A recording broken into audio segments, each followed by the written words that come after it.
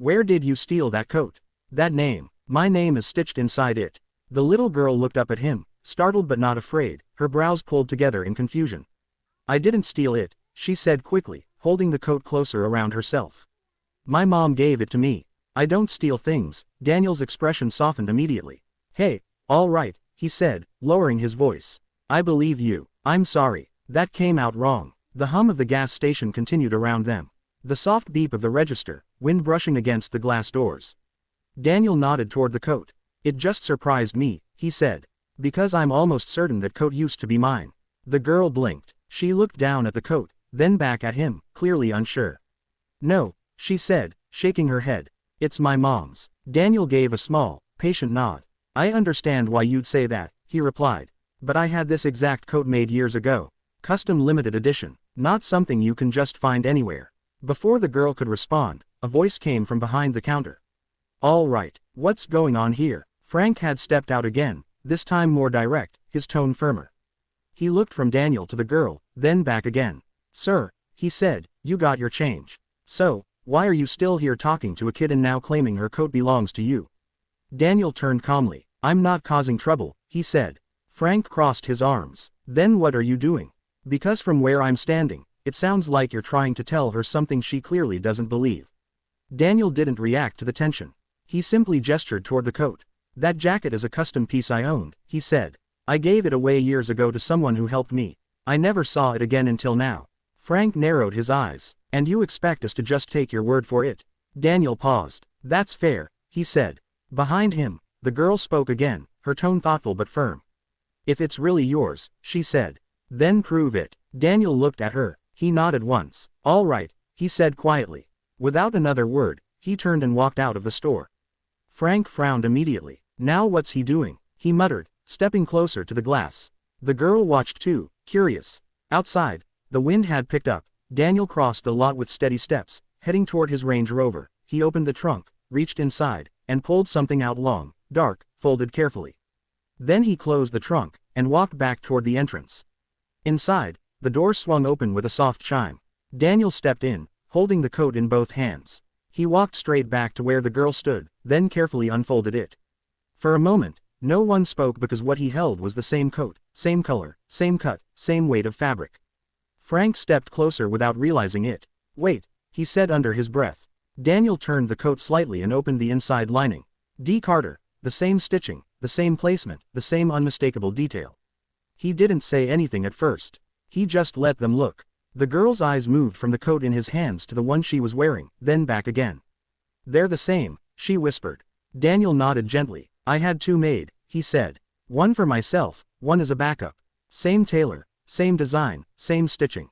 Frank let out a slow breath. I'll be, he muttered. Daniel looked back at the girl, his voice calm. Careful not to overwhelm her. I'm not here to take anything from you, he said. That coat, it was given as a gift. And if your mom has had it all these years, then it belongs with her. The girl held on to the front of her coat again, but this time not defensively, just thoughtfully. My mom said someone kind gave it to her, she said. Daniel's expression softened. I remember that night, he replied. Quietly. It was cold. My car broke down and she stayed to help me when she didn't have to. He paused. She was the kind one, not me. The girl looked at him differently now. Not with suspicion, with curiosity. She works here, she said again, pointing toward the back hallway. Daniel followed her gesture, then looked back at her. Is she almost done? Soon. Daniel folded his coat back over his arm. Behind him, Frank shook his head slightly. Well, he said, I guess you weren't making it up. Daniel gave a faint smile. I don't make claims like that lightly. Frank studied him a moment longer, then nodded. All right, just keep things respectful. I will. Daniel stepped aside and moved toward the waiting area. Sitting down a short distance away, the girl glanced at him. You're waiting. Yes. You don't have to. I know. Outside, the wind pressed harder against the glass. Inside, something had shifted. Daniel didn't realize how still he had become until the sound of a door creaking open pulled him back. It came from the narrow hallway behind the counter. A shift change. Footsteps followed slow, measured, the kind that carried the weight of a long day. Frank glanced up briefly, then nodded toward the back. Hey, Monica, you're good to clock out. Daniel's attention sharpened instantly. Monica. The name settled somewhere deep, though he didn't yet know why. A woman stepped into view. She wore a faded work shirt with the station's logo stitched over the chest, sleeves rolled just above her wrists. There were faint smudges of grease along the fabric, and a tiredness in her posture that spoke of hours spent on her feet.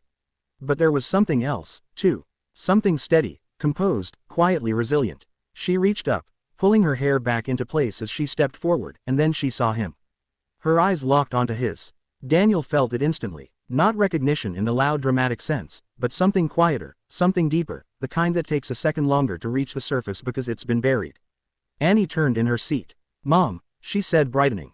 "You're done." Monica didn't answer right away, her gaze hadn't left Daniel. Then slowly, she stepped forward. "Annie," she said, her voice calm but careful. "Come here a second." The girl slid off her chair and walked over, still glancing between them. Daniel stood. "You're still in Chicago," he said quietly. Monica let out a small breath, almost like a short laugh, but without humor. "So are you," she replied. Her voice hadn't changed. That was the first thing he noticed. Frank looked between them, surprised. "You two know each other?" he asked. Monica didn't answer him. Her eyes dropped briefly to the coat Annie was wearing. Then to the one Daniel held. She looked back up at Daniel. "You kept the other one," she said. Daniel nodded once. "I wasn't sure I should," he admitted. "But I couldn't throw it away." Monica's gaze softened just slightly. Annie looked up at her mother. "Mom, he said he gave you this coat," she said. "A long time ago." When it was cold, Monica placed a gentle hand on her daughter's shoulder. "Yes," she said quietly. "He did." Frank blinked. "Well, I'll be," he muttered under his breath. Silence settled for a moment, not awkward, but full. Daniel broke it carefully. "I tried to find you," he said. Monica shook her head, not dismissive, just certain. "I didn't leave anything to be found," she replied. Daniel accepted it. "I figured that out," he said. Annie looked between them again, curiosity growing. "You helped him?" she asked her mother. Monica nodded. "He needed help," she said simply. Daniel let out a quiet breath. "I needed more than I realized," he added. Monica didn't respond to that. Instead, she glanced at Annie. "Did you finish your homework?" she asked gently. "Almost." "Good." The small exchange grounded the moment, pulling it back into something familiar, something real. Daniel watched the mother and child and felt something shift again inside him. "You've taken care of it," he said, nodding toward the coat. Monica glanced at the stitching along the sleeve. "It was too good to waste," she replied. "And winters don't get easier around here." Daniel gave a faint, understanding smile. "No, they don't." There was another pause. Daniel cleared his throat slightly. "I don't want to make this uncomfortable," he said. "I just didn't expect to see that coat again." "Are you?" Monica studied him for a second. Then she nodded. "I didn't expect it either." Annie tugged lightly at her mother's hand. "Mom, he waited for you," she said. Monica looked at Daniel again. "You did." Daniel didn't hesitate. "Yes, why?" He considered the question. "Because there were many answers, but only one that mattered. Because some things shouldn't be left unfinished," he said. Monica held his gaze. For a moment, something unspoken passed between them. Something shaped by years, distance, and a night neither of them had forgotten. If this moment touched your heart, take a second to like this video and share your thoughts in the comments. Tell me where you are watching from because your story matters, too. And if you believe in second chances and unfinished stories finding their way back, don't forget to subscribe for more. Frank cleared his throat awkwardly behind the counter. "Well," he said, "I guess that settles the mystery of the coat." No one responded. Daniel shifted slightly, adjusting his grip on the coat he had brought in. "I was on my way somewhere," he said. "But that can wait." Monica raised an eyebrow slightly. "Must not have been that important." Daniel allowed himself a small smile. "It wasn't." Annie looked up at both of them again, then spoke with simple certainty. "We could get something to eat," she said. Monica glanced down at her. "That's not something we just it's all right," Daniel said gently, not interrupting, just offering. Monica looked at him. There was hesitation there. Daniel didn't push. "Just lunch," she said. "Nothing complicated." Monica considered it. Then she looked at Annie, who was watching her with quiet hope. Finally, she exhaled. "All right," she said. "Lunch." Annie smiled. Daniel nodded once. "All right." And as the three of them stood there preparing to step out of the small gas station and into something neither of them had planned, the rain had already begun by the time they stepped outside. Not heavy, just a steady drizzle that softened the edges of everything. The pavement darkened, reflecting the dim glow of the gas station lights, and the wind carried that quiet, familiar chill that settled deep into the bones if you stood still too long. Daniel moved ahead slightly, opening the passenger door of his Range Rover. "Go ahead," he said, stepping back to give them space. Monica hesitated. It wasn't about the car. It was about everything that came with it. She had spent years learning how to move through life without depending on moments like this, without expecting doors to open, without assuming kindness came without a cost. Annie, however, stepped forward without overthinking it. She paused just long enough to look at her mother. "It's raining," she said simply. Monica exhaled quietly. "All right," she said. They got in. Daniel closed the door gently and walked around to the driver's side. For a brief moment, he stood there, rain tapping lightly against his coat, his hand resting on the handle. Then he got in. The inside of the car was warm, insulated from the outside world. Soft leather, subtle lighting. The faint scent of cedar and something clean, understated. Annie sat quietly, looking around, not with wide-eyed amazement, but with a quiet awareness. She noticed things. The stitching on the seats, the way the dashboard lights shifted as the engine started. The small details. Daniel noticed that about her. "She pays attention," he said, glancing briefly at Monica. Monica followed his gaze. "She always has," she replied. Daniel nodded. "I can tell." He pulled the car out slowly, the wipers moving in a steady rhythm. "Do you have a place in mind?" he asked. Monica shook her head. "Somewhere simple," she said. "Nothing fancy." Daniel gave a faint smile. "I know a place." They drove in quiet for a few minutes. Not uncomfortable, just unhurried. Rain streaked across the windows, blurring the city lights into soft lines of gold and red. The kind of evening that made people go home early, sit down with warm food, and let the world slow for a while. Daniel kept his eyes on the road, but his thoughts were elsewhere. "You've been working there long?" he asked after a moment. "Almost 5 years, Monica said." He glanced at her briefly. 5, she nodded. "Steady work matters more than perfect work." There was no complaint in her voice, just truth. Daniel understood that. "I should have looked harder," he said quietly. Monica didn't respond immediately. "You looked," she said after a moment. "That's more than most people would have done." "That doesn't mean it was enough." "No," she agreed. "It doesn't." The honesty between them didn't cut. It settled. Annie leaned slightly forward from the back seat. "Were you really stuck on the road?" she asked. Daniel smiled faintly. "I was." "What happened?" "My car broke down. Phone died. And I didn't know how to fix either problem." Annie considered that. "And my mom helped you." "She did." Monica looked out the window, her reflection faint in the glass.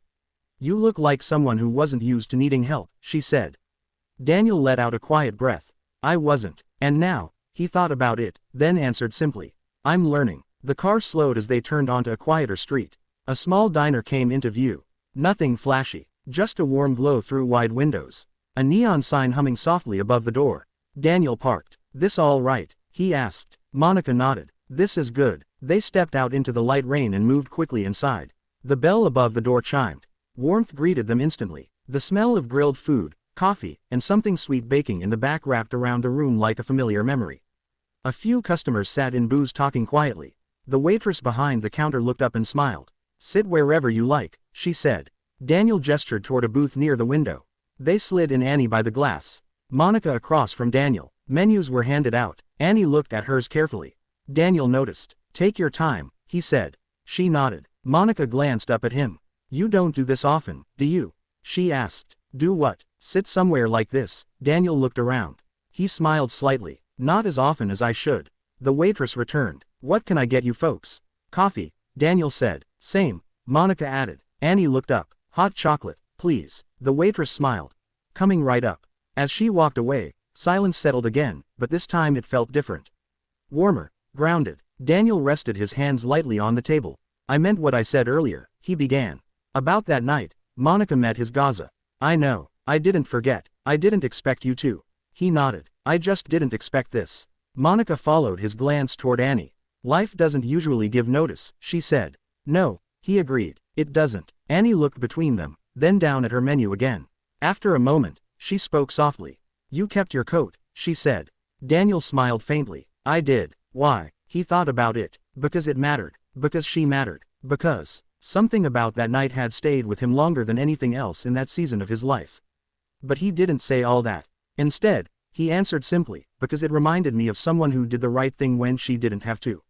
Annie nodded, satisfied with that. Monica looked at him, really looked this time. Not at the man he had become, but at the man she had met years ago. There were differences. Of course, there were, but some things hadn't changed. The way he spoke when he meant something, the way he paused before answering, the way he didn't rush moments that mattered. The waitress returned with their drinks. Steam rose from the coffee. The hot chocolate was topped with a small swirl of whipped cream. Annie smiled slightly at that. Outside, the rain continued.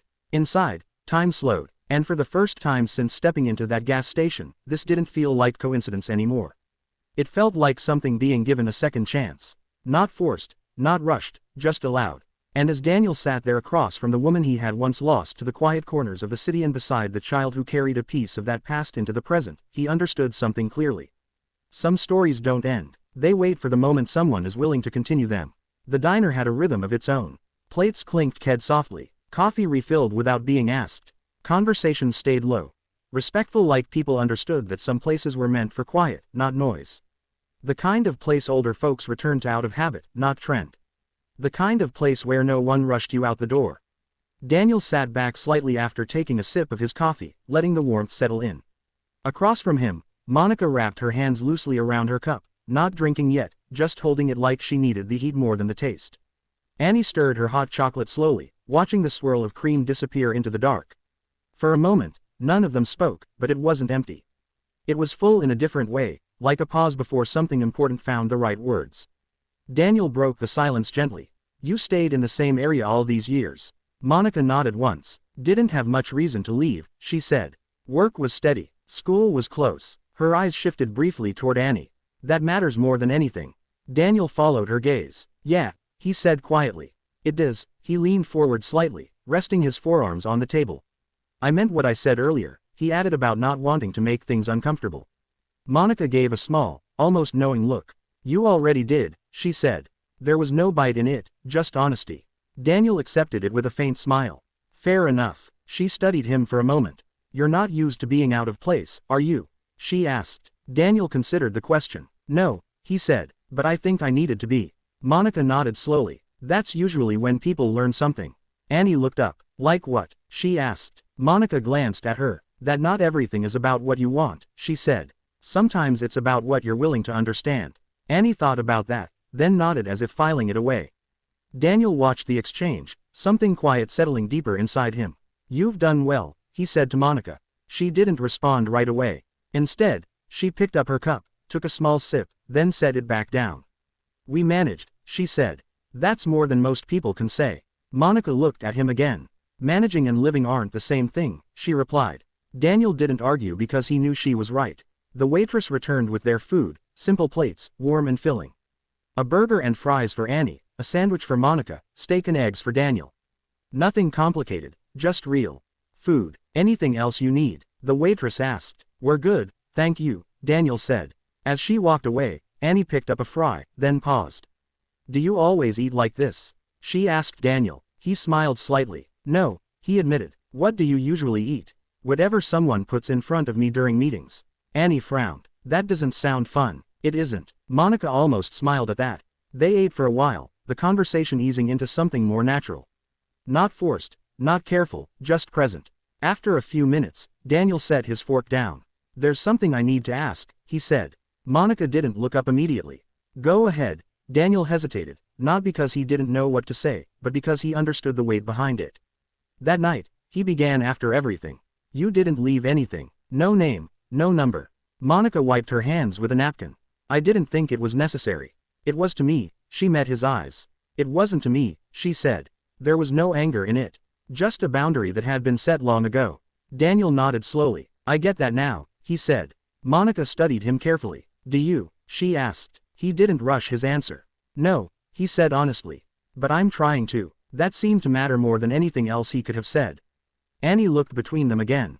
You wanted to find her? She asked Daniel. Yes. Why? Daniel leaned back slightly. Because she stayed. Because she didn't treat me like I was important. Because she didn't ask for anything. Because I didn't feel alone that night. But again, he chose the simpler truth. Because some people don't come into your life by accident, he said. Annie nodded slowly. That makes sense. Monica looked out the window for a moment, watching the rain trace quiet paths down the glass. Then she spoke softer this time.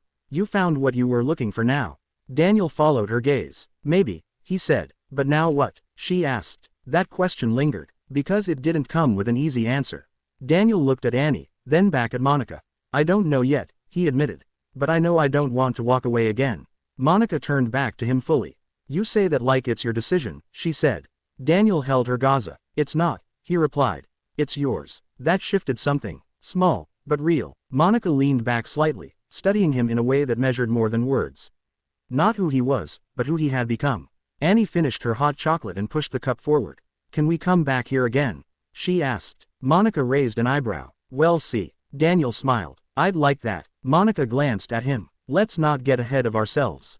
Fair. The check arrived. Daniel reached for it. Monica placed her hand over it first. We split it, she said. Daniel paused, then nodded. All right. No argument, no insistence. That mattered more than the bill itself. They stepped outside a few minutes later. The rain had slowed, leaving the air cleaner, cooler. Street lights reflected in shallow puddles, stretching light across the pavement. Daniel opened the car door again. Monica didn't hesitate this time. They got in as the engine started and the warmth returned. Annie leaned her head lightly against the window. Tired? Monica asked a little. Daniel adjusted the mirror slightly, glancing back. You did good today, he said. Annie looked at him. For what? For paying attention. She smiled faintly. You too. Daniel chuckled under his breath. As they pulled away from the diner, the road ahead stretched quiet and open.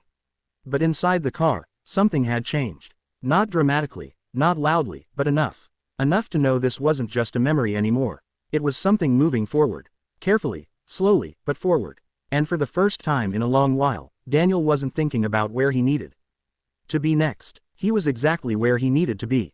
The roads were quieter now. Rain had washed the city clean, leaving behind a soft sheen that reflected streetlights in long, quiet stretches. The kind of night where people stayed indoors, where conversations grew softer, where even time seemed to slow down just enough to be noticed. Inside the car, Annie had grown quiet, not asleep, but close. Her head rested gently against the window, her fingers loosely holding the edge of her coat, as if even in rest, she didn't want to let it go. Daniel noticed he adjusted his driving slightly, smoother, more careful over bumps. Monica noticed that, too. You don't have to drive like that, she said quietly.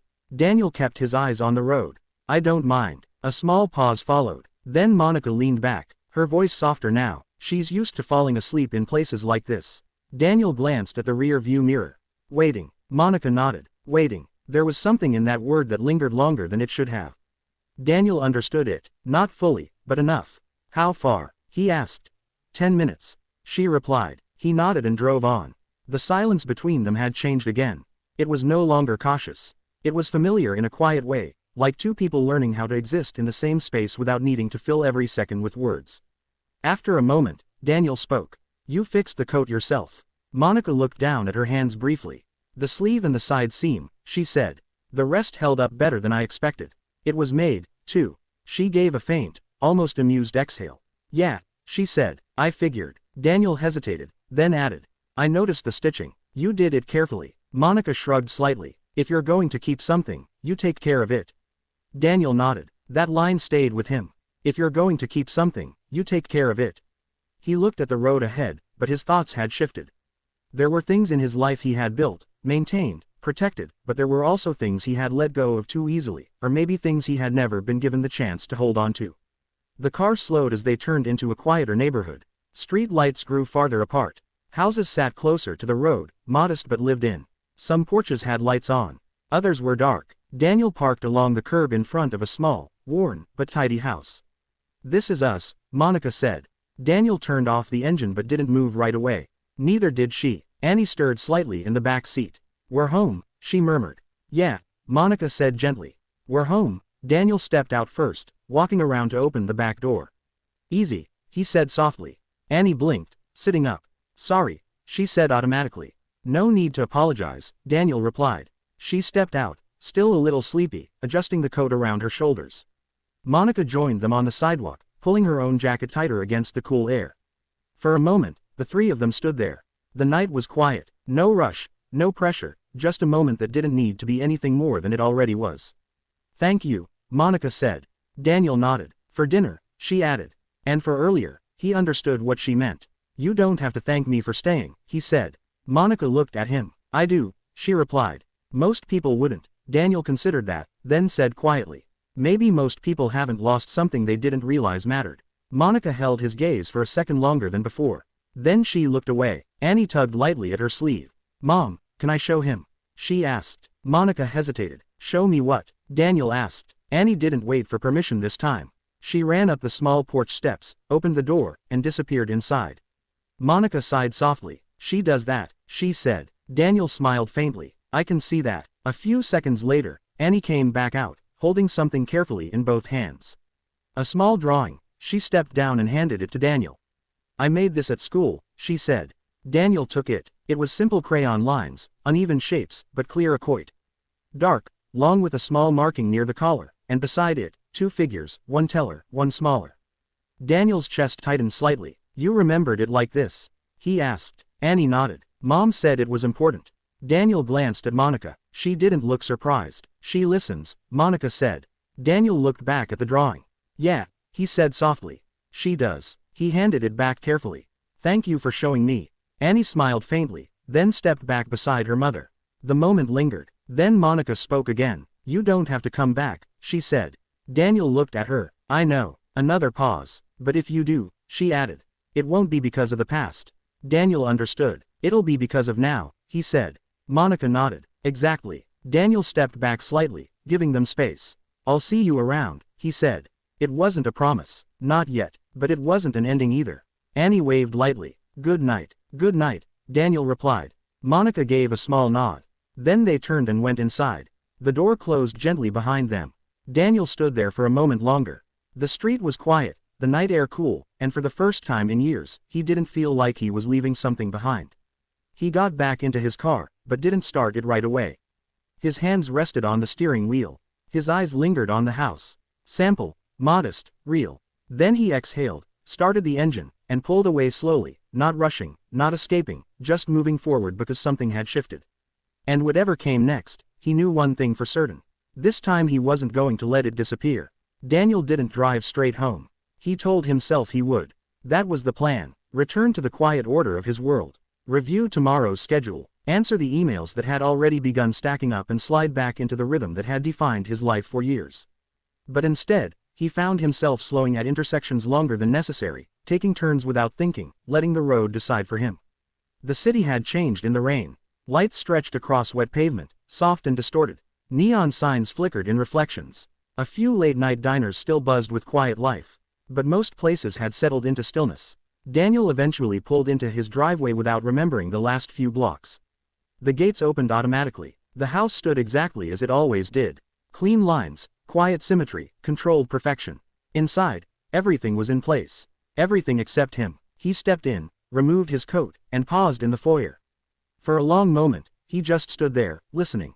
Nothing. No voices, no movement, no life beyond what he brought into the space himself. He exhaled slowly and walked toward his study. The desk was exactly as he'd left it. Files stacked neatly, a tablet glowing faintly with unread notifications, a glass of water untouched. Daniel sat down, picked up the tablet, and stared at the screen. Numbers, reports, massage, important things, things that had once defined his sense of purpose. He set it back down. For the first time in a long time, it all felt distant. Instead, his mind returned to something simpler. A small diner, a quiet voice, a child holding onto a coat like it meant something. He leaned back in his chair, closing his eyes briefly. If you're going to keep something, you take care of it. Monica's words settled again, deeper this time. Daniel opened his eyes. Across the room, hanging neatly on a stand, was his coat. The second one, the one he had kept. He stood and walked toward it. His fingers brushed lightly over the fabric, tracing the same lines he had checked earlier. Same stitching, same weight, same memory. But now it wasn't just a reminder. It was a connection. He stood there for a while, lost in thought, until a soft knock came at the door. Sir, Daniel turned. Mary stood in the doorway, his housekeeper of over a decade, steady and observant in ways that didn't intrude. You're back later than usual, she said. Daniel nodded slightly. I stopped somewhere. Mary stepped in just enough to see his face. There was a pause. Then she asked gently, was it important? Daniel considered that. Yes, he said. Mary didn't ask more. She never did. That's good, she replied. Would you like dinner? Daniel almost said no out of habit. Then he stopped. I already ate, he said. But thank you. Mary nodded. If you need anything, I will. She gave a small knowing look before stepping back. Good night, sir. Good night, Mary. The door closed softly. Daniel remained where he was. Then, after a moment, he returned to his desk, but this time he didn't sit. Instead, he opened a drawer and pulled out something he hadn't looked at in years. A small envelope. Inside it, a single receipt, faded, from a roadside mechanic shop dated the same night his car had broken down. He had kept it for no real reason at the time. Or maybe for a reason he hadn't been ready to admit. He stared at it, then let out a quiet breath. You didn't leave anything, he murmured. But you didn't leave nothing. The thought lingered because now he knew where she had gone. He knew where she was, and that changed everything. He closed the drawer and walked back into the main living space. The house still felt the same, still quiet, still controlled, but something in him no longer matched it. He reached for his phone, paused, then scrolled through his contacts. Names filled the screen. Executives, partners, as people who knew his schedule, his business, his expectations, but not one of them knew anything about what had happened tonight. Daniel stopped scrolling, then locked the phone. Not everything needed to be explained. Not yet. He walked to the window. Outside, the rain had eased into a soft mist. The city stretched beyond his view, wide, restless, full of stories that rarely crossed paths unless something forced them to. Tonight, something had, and he couldn't ignore that. He rested his hand lightly against the glass. She didn't expect anything, he said quietly to himself. And she still doesn't. That mattered more than he could explain because whatever this was, it wasn't something he could approach the way he handled everything else in his life. No control, no strategy, no negotiation, just presence, just consistency, just showing up. Daniel stepped back from the window. His decision didn't feel dramatic. It wasn't a declaration. It was something quieter, stronger in its own way. He would go back not to fix anything, not to claim anything, but to understand, to earn whatever came next, and maybe to finally not let something meaningful slip through his hands again. Upstairs, the house settled into silence. But downstairs, for the first time in years, Daniel Carter wasn't thinking about what he had built. He was thinking about what he had missed, and what somehow had found its way back to him anyway. Outside, the last drops of rain fell softly against the city. And somewhere not far away, in a small house with warm light behind the windows, a different kind of life continued. One that didn't know yet how much it was about to change. Daniel woke earlier than usual. Not because of an alarm, because his mind had already moved ahead of him. For years, his mornings followed the same rhythm. Measured, efficient, predictable. Wake at 6 o'clock, coffee at 6:15, briefing by 7, by 8, he was already 3 decisions deep into the day. This morning, the rhythm felt off. Not disrupted, just incomplete. He stood by the window in his bedroom, a cup of coffee in hand, watching the city ease into daylight.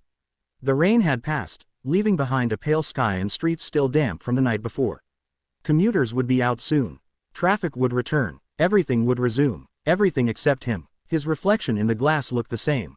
Composed, controlled, exactly who the world expected him to be. But beneath that, something had shifted. He took a slow sip of coffee, then set the cup down.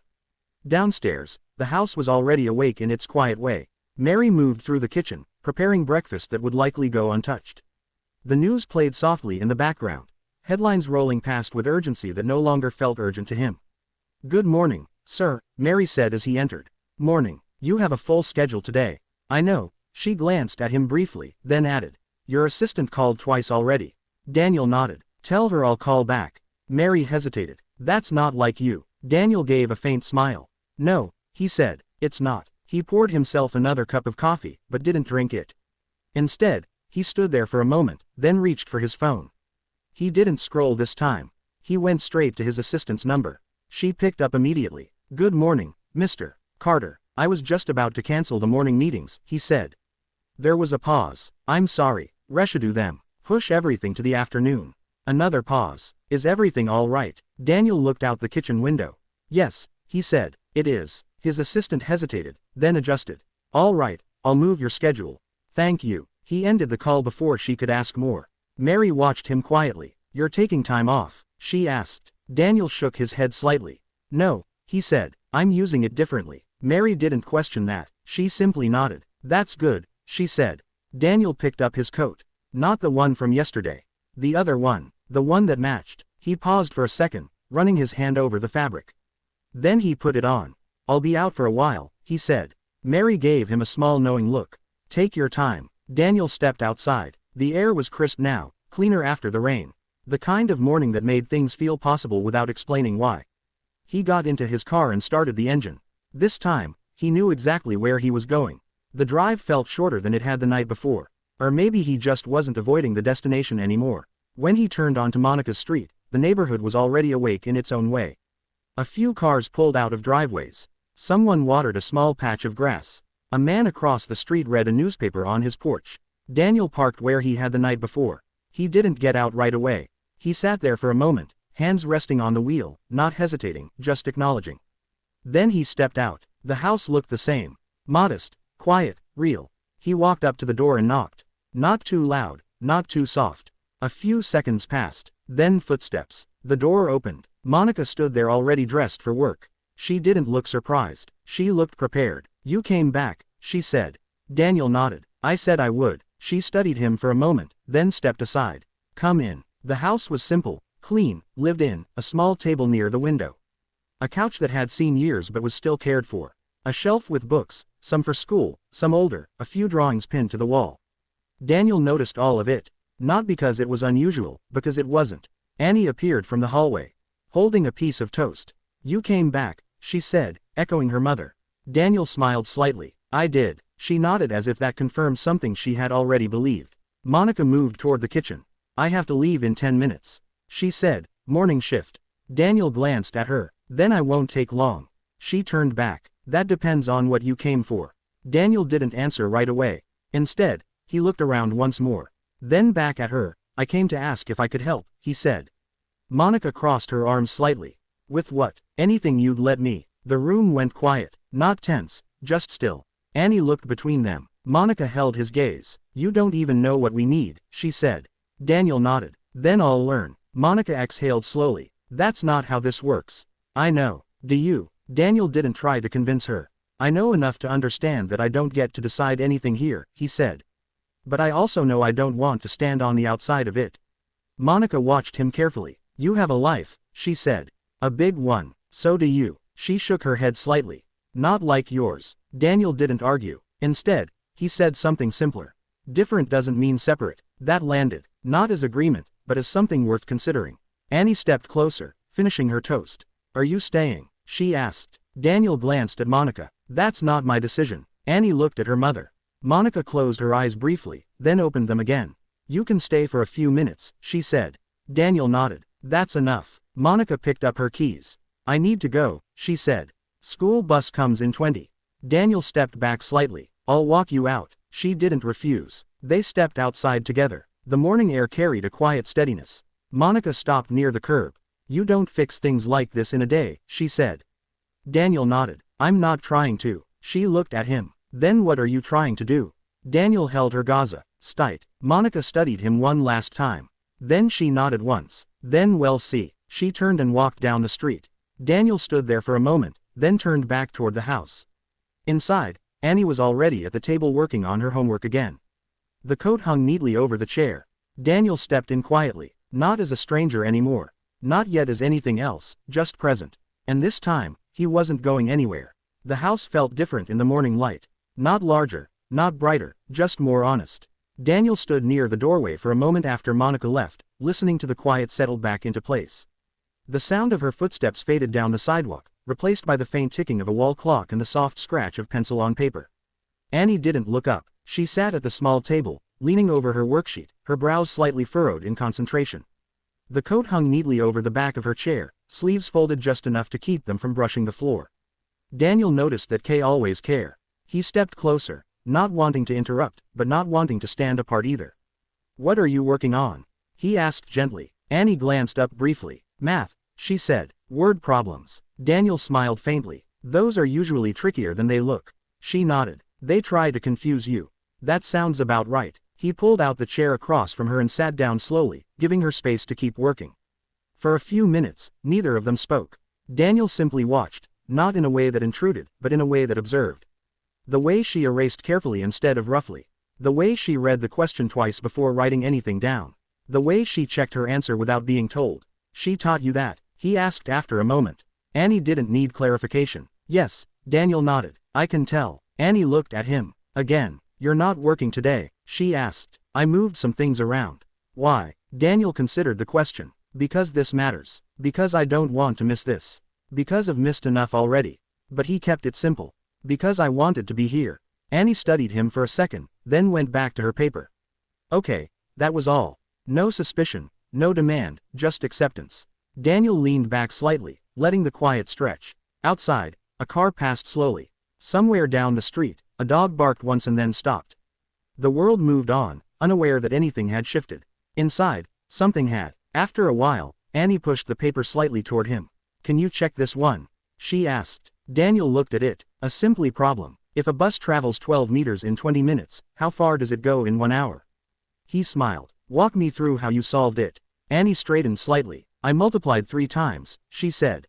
"Because 20 minutes goes into an hour 3 times. Daniel nodded. "And 12*3 is 36. He looked at her. "And do you think that's right?" She hesitated, then nodded.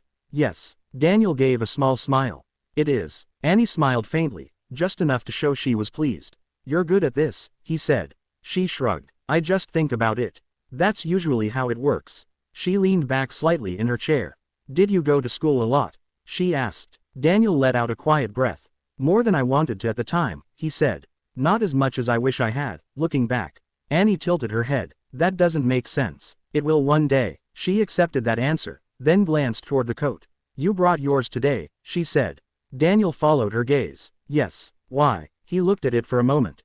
"Because I didn't want to forget what this is connected to," he said. Annie considered that. "My mom doesn't forget things," she said. "I know. She just doesn't talk about them all the time."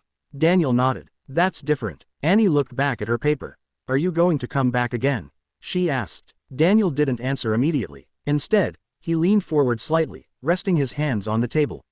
"If it's all right," he said. Annie looked at him, then toward the door, then back again. "That's up to her," she said, repeating what he had said before. Daniel smiled. "Yes," he said, "it is." Another quiet moment passed. Then Annie gathered her papers, stacking them neatly. "The bus comes soon," she said. Daniel glanced at the clock. "I'll wait with you." She nodded. They moved toward the front window where the street was visible through slightly worn glass. Daniel stood beside her, not too close. Not distant either, just present. "You always wait here?" he asked. "Yes, every morning." "Yes." He looked out at the street, but meaningful. The kind of consistency that built something over time without needing recognition. After a minute, Annie spoke again.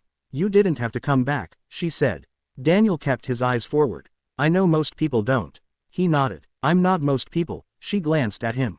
"That's what my mom would say, too," she said. Daniel smiled slightly. "Then she's probably right." In the distance, the low rumble of a bus approached. Annie straightened a little. "That's mine." Daniel stepped back slightly, giving her space. She grabbed her bag, then reached for the coat. Before putting it on, she paused, then looked at him. "Thank you for yesterday," she said. Daniel nodded. "You're welcome." She slipped the coat on, adjusting it the way she always did, pulling the collar up slightly, smoothing the front. Then she headed toward the door. Daniel opened it for her. Outside, the morning had settled into a steady rhythm. The bus pulled up with a soft hiss. Annie stepped down from the porch, then turned back briefly. "Bye," she said. "Bye." She walked toward the bus without hesitation, not looking back again because she didn't need to. Daniel watched until the doors closed and the bus pulled away. Then he stood there for a moment longer. The street returned to quiet, the house behind him still, and something inside him, steady, not rushed, not uncertain, just anchored. He turned back toward the door. This time when he stepped inside, it didn't feel like he was entering someone else's world. It felt like he was beginning to understand it. The house felt quieter after Annie left. Not empty, but quieter in a way that made every small sound stand out. The ticking clock, the faint hum of the refrigerator, the distant movement of a car passing by outside. Daniel remained by the door for a moment, longer than necessary, his hand still resting lightly on the handle. Then he closed it gently. He didn't move right away. Instead, he stood there, listening, not for anything in particular, but for the absence of something he hadn't realized had filled the space just minutes ago. Presence, routine, life moving forward without question. He turned slowly and walked back toward the small table. Annie's pencil lay exactly where she had left it. Her worksheet was stacked neatly, edges aligned. As if even in a hurry, she had taken the time to leave things in order. Daniel sat down, not out of habit, but because something told him to stay a little longer. He picked up the pencil, turning it slightly between his fingers. It was worn down, the eraser nearly gone. Used carefully, not wasted. He set it back exactly where it had been. "If you're going to keep something, you take care of it." The words echoed again, quieter now, but deeper. Daniel leaned back slightly, his eyes drifting around the room. There wasn't much, but nothing felt lacking. Every item had purpose. Every space had been lived in, not styled. A small bookshelf stood against the wall. He rose and walked over, scanning the titles. School books, a few older novels, a dictionary with worn edges. He pulled one out, a hardcover with a faded spine. Inside the front cover, written in careful handwriting, was a name, Monica Hayes.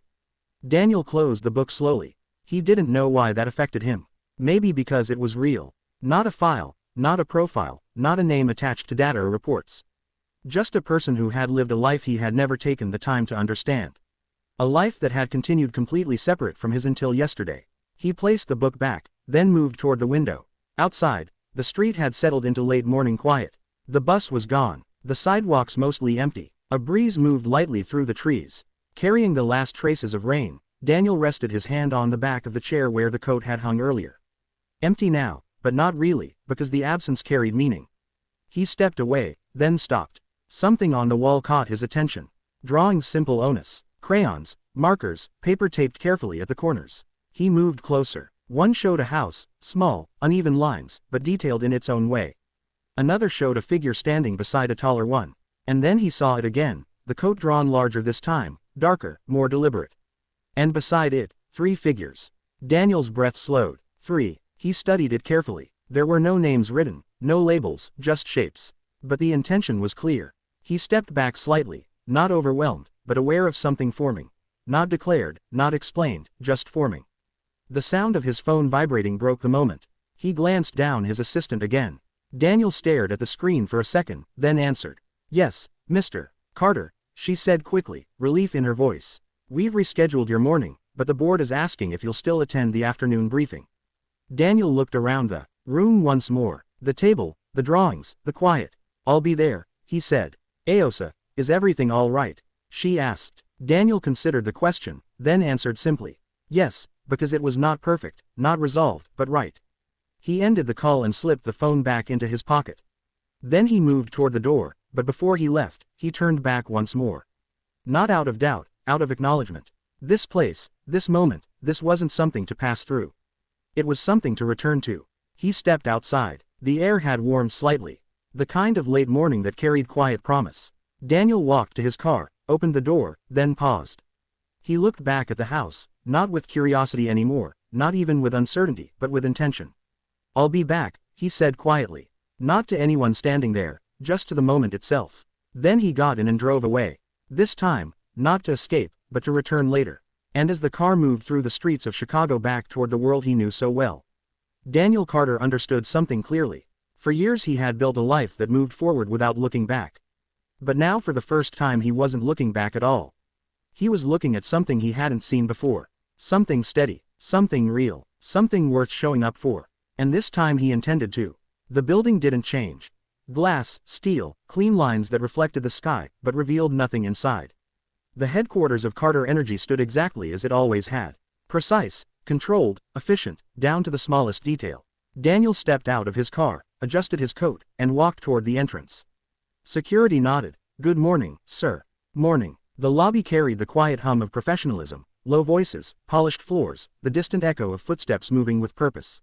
Screens displayed market updates. Assistants crossed paths with folders in hand. Everything moved on time. Everything moved forward. Daniel walked through it all like he always did. But something in him didn't match the rhythm anymore. Mr. Carter, his assistant, Rebecca, approached quickly, tablet in hand. We've shifted the board meeting to 1:30. Legal is waiting on your approval for the Midwest acquisition and there's a call from New York you postponed this morning.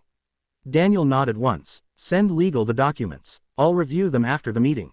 Rebecca blinked slightly. After, she repeated surprised. Daniel glanced at her. Yes. A small pause. That's not your usual order, she said carefully. Daniel allowed a faint smile. I'm adjusting. Rebecca didn't question it further. Understood. They moved toward the elevator together. Inside, the doors closed with a soft final sound. Rebecca glanced at him again. You seem different today, she said. Daniel looked straight ahead. I am. The answer was simple and final. The elevator opened. The boardroom was already set. Men and women in tailored suits sat around a long table, screens glowing with projections and numbers. Conversations paused as Daniel entered. Daniel, one of them greeted. We were just going over the projections. Daniel took his seat. Let's begin. The meeting moved quickly. Numbers, forecasts, risks, expansion strategies. Daniel spoke when needed, listened when necessary. But something had changed. Not his ability, Not his clarity, his distance. He saw it now, the way decisions were made without ever touching the lives they affected. The way growth was measured in percentages instead of people. The way success had slowly separated him from everything real. At one point, a board member leaned forward. The Southside expansion will require restructuring smaller operations, he said. Gas stations, local employment, minimal impact overall, but necessary. Daniel's attention sharpened. Minimal, he repeated. The man nodded. Statistically speaking, Daniel leaned back slightly and practically the man hesitated. Well, some closures, workforce adjustments, standard process. Daniel said nothing for a moment, but his mind had already shifted. A gas station, a narrow hallway, a woman finishing her shift, a child waiting at a table.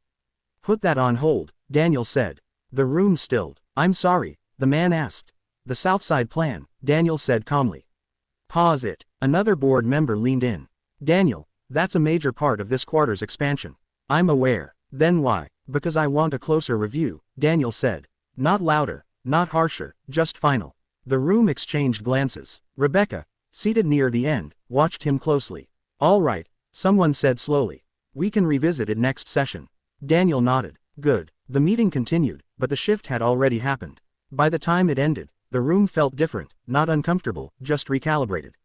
People gathered their papers, conversations restarting in quieter tones. Rebecca approached again. You want me to reschedule the New York call? She asked. Daniel shook his head. Tomorrow. She hesitated. You've never delayed that account before. Daniel looked at her. There's a first time for everything. Rebecca studied him for a second, then nodded. All right. She turned to leave, then paused. Whatever it is, she said. I hope it's worth it. Daniel didn't hesitate. It is. Rebecca gave a small nod and walked away. The room emptied. Daniel remained seated. For the first time in years, the silence of the boardroom didn't feel like control. It felt hollow. He stood and walked to the window. From here, the city stretched wide. Buzzu complex, alive in ways numbers could never fully measure. Somewhere in that city, a small house stood on a quiet street. A child sat at a table doing homework. A coat hung carefully over a chair. A life continued, not waiting, not expecting, just living. Daniel placed his hand lightly against the glass. Minimal impact, he repeated quietly, then shook his head. No. He turned away from the window, back to the room, back to the life he had built, but not the same way. Not anymore. He picked up his coat. Not the one from this morning. The other one, the one that matched. He slipped it on, and as he walked out of the boardroom, something settled inside him with quiet certainty. This wasn't about fixing the past. It wasn't about making up for lost time. It was about choosing differently now. Choosing to see, to stay, to act. Not because it was required, but because it was right. Outside, the city moved on. Inside, Daniel Carter finally began to move with it. The afternoon carried a different weight. Not heavier, just clearer. Daniel left the office earlier than anyone expected. Not abruptly, not in a way that raised alarms, just decisively. He gave instructions, signed what needed to be signed, and stepped out before the day could pull him back into its usual rhythm. Rebecca noticed. She always did. Leaving early, she asked, catching up with him near the elevator. For today, she studied him for a second. That's 2 changes in one day. Daniel pressed the button. Not all change is bad. I didn't say it was. The elevator doors opened. Rebecca didn't step in. You're going back there, she said. It wasn't a question. Daniel paused, then nodded. Yes. Rebecca crossed her arms lightly. I don't know what happened last night, she said.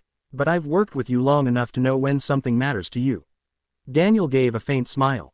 It does. She considered that, then stepped back. All right, she said. Just don't forget you still run a company. Danielle met her Gaza. I know, he said. That's why I'm paying attention now. That answer lingered longer than she expected. Rebecca nodded once. Then I'll handle things here. I know you will. The doors closed. Daniel descended alone. Outside, the city had shifted again. Afternoon light stretched across buildings, softer now, less demanding. Traffic moved steadily. People walked with purpose, heading somewhere that mattered to them. Daniel got into his car. This time there was no hesitation, no pause. He drove, not fast, not slow, just certain when he turned onto Monica's street again. The quiet was familiar now. The same houses, the same uneven sidewalk, the same sense of something grounded, unchanged by everything else the city carried. He parked in the same spot, stepped out, walked to the door, knocked. This time it opened quicker. Monica stood there, still in her work clothes, though her shift had clearly ended.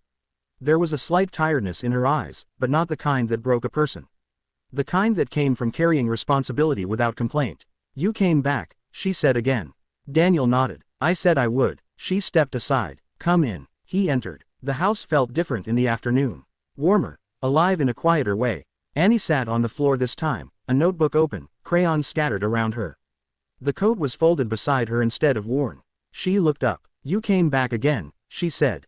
Daniel smiled slightly. I did. She nodded as if confirming something she had already decided earlier that morning. Monica moved toward the kitchen, setting down her bag. You don't waste time, she said.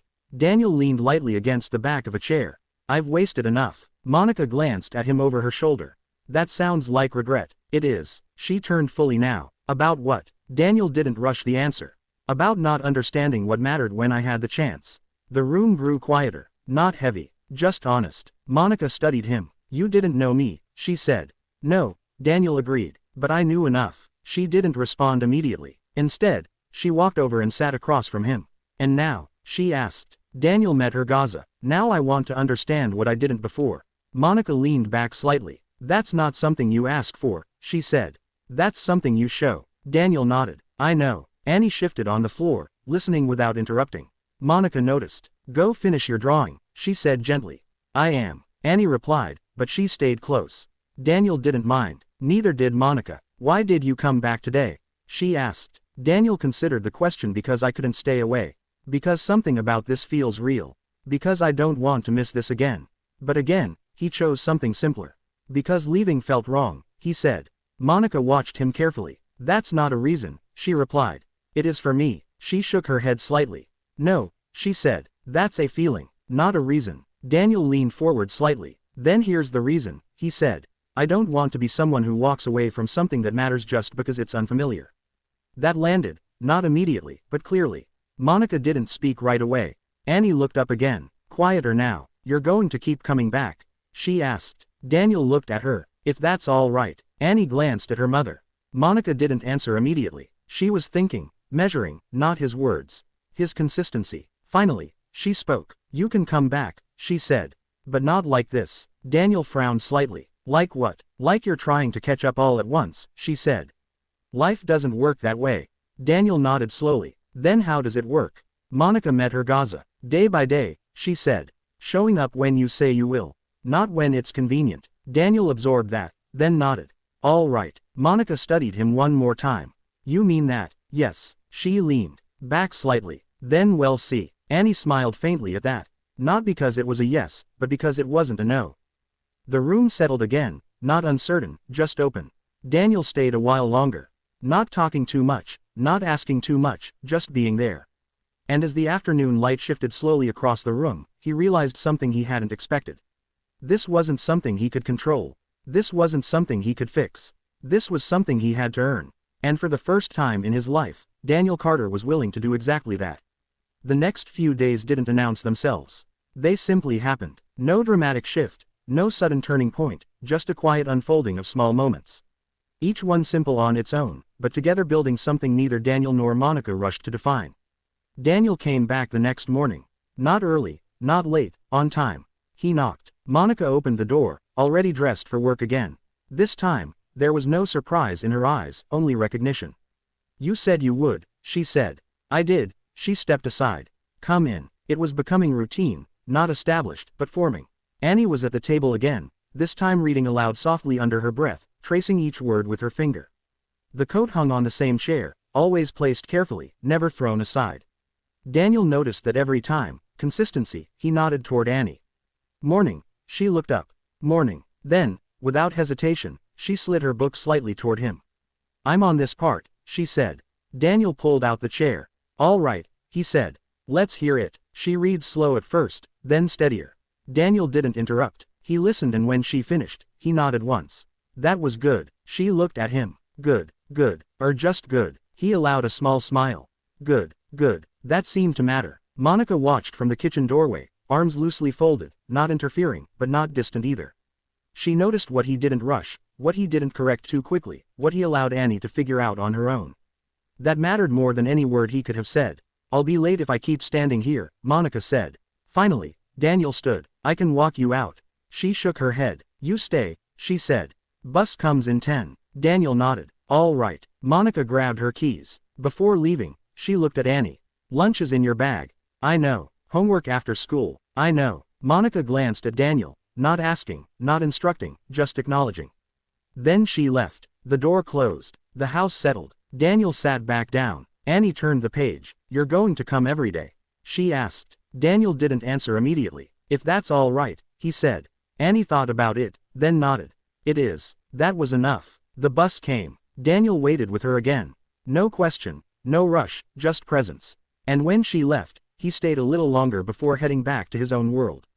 But his world was beginning to change. At the office, things didn't move the same way anymore. Not slower, just more deliberate. Daniel asked different questions, looked closer at decisions, paused where he once moved quickly. Rebecca noticed immediately. You're reviewing things twice now, she said one afternoon, standing across from his desk. I should have been doing that already, Daniel replied. She tilted her head slightly. Something shifted, she said. Daniel looked up at her. Yes, she didn't ask what. She didn't need to. What do you need from me? She asked instead. Daniel leaned back. Keep things moving, he said. But flag anything that affects people directly. Rebecca raised an eyebrow. That's a broader category than you used to define. I know. She nodded slowly. All right, that was enough. Back at the house, Monica began to notice something else. Consistency. Daniel didn't arrive with grand gestures. He didn't bring things they didn't ask for. He didn't try to fix anything.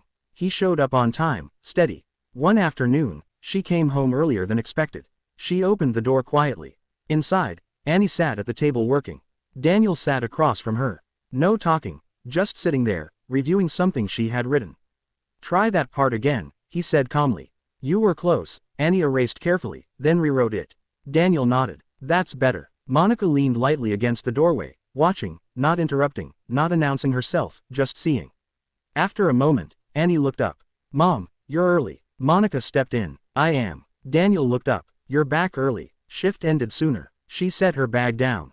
Neither of them rushed to fill the space. And that was new. How was work? Daniel asked. Monica shrugged slightly. The same, he nodded. That's good. It's steady, she corrected. Daniel accepted that. Annie gathered her things. I finished, she said. Monica glanced at the paper, then at Daniel. You didn't do it for her. No, he said. I told you, Annie added. He just helped. Monica looked at him for a second, then nodded. Good. That word carried weight, not praise. Approval. Daniel understood the difference. That evening, he didn't stay long. He stood near the door, preparing to leave. I'll come by tomorrow, he said. Monica crossed her arms lightly. You don't have to say it every time. Daniel looked at her. I know. Then just show up. He nodded. I will. He stepped outside. The air had cooled again, carrying that same quiet stillness the neighborhood seemed to hold on to each evening. Behind him. The door closed, not shutting him out, just marking the end of another day. And as Daniel walked back to his car, something settled into place. Not loudly, not dramatically, but firmly. This wasn't about proving anything anymore. Not to Monica, not to Annie, not even to himself. It was about something simpler, showing up again and again until it wasn't something that needed to be questioned at all. Until it simply was. And for the first time in a long time, Daniel Carter wasn't trying to build something. He was learning how to be part of it. The rhythm held. That was the first thing Daniel noticed. Not excitement, not change, not even progress in the way he used to measure it. Just rhythm. Morning visits, quiet afternoons, evenings that ended without promises but never without intention. It wasn't something he scheduled anymore. It was something he honored. And in that rhythm, something deeper began to surface. Not spoken but felt. It started on a Thursday. Nothing about the day suggested it would be different. Daniel arrived as usual on time. No announcement, no hesitation. The door opened before he knocked the second time. Monica, you're early, she said. 2 minutes, he replied. She stepped aside. That's early for you. Daniel allowed a faint smile and walked in.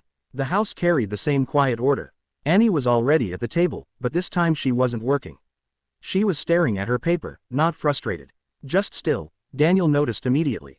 He didn't speak right away. Instead, he sat down across from her. What's going on? He asked gently. Annie didn't look up. Nothing. Daniel nodded slightly. That usually means something. She shifted in her chair. It's just a question. What kind? She hesitated, then turned the paper slightly toward him. It wasn't math. It wasn't reading. It was writing. A simple prompt at the top of the page. Write about your family. Daniel felt something quiet settle in his chest. He didn't react outwardly, just leaned in slightly. What did you write so far? Annie pointed. He read, my mom works a lot. She makes sure everything is okay. She says we don't need much.